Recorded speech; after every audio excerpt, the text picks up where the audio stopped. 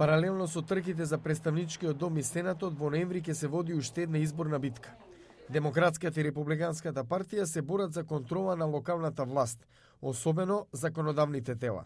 Ваквата контрола има големо влијание на составот на Конгресот во наредните децении.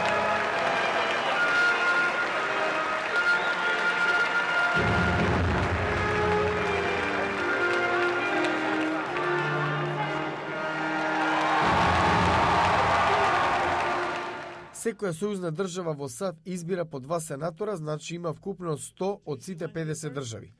Секој од државите има барем по еден пратеник во представничкиот дом. Остатокот од 435 места во представничкиот дом се поделени според бројноста на населението во таа држава.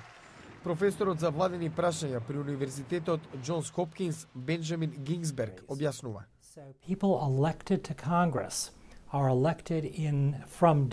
Членовите на Конгресот се избрани од општините што ги одредуваат законодавните тела. Сега Врховниот суд вели дека општините мора да бидат речиси еднакви по големина и да се соседни. На секој 10 години, кога се врши пописот во САД, воедно се прилагодува и представничкиот, за да ги одразува промените во бројноста на населението.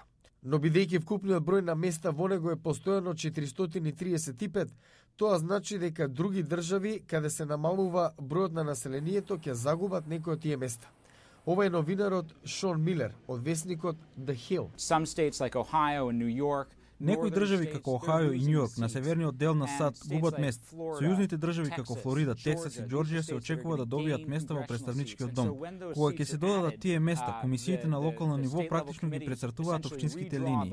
Ова на крајот ги задава конгресните трки во секоја општина одделно, што може да ја диктира контролата во представничкиот дом со години. Се додека политичките партии имаат некаква придобивка преку манипулирање на процесот на исцртување на конгресните области, ќе продолжат да чинат така, како што и досега се случуваше низ американската историја.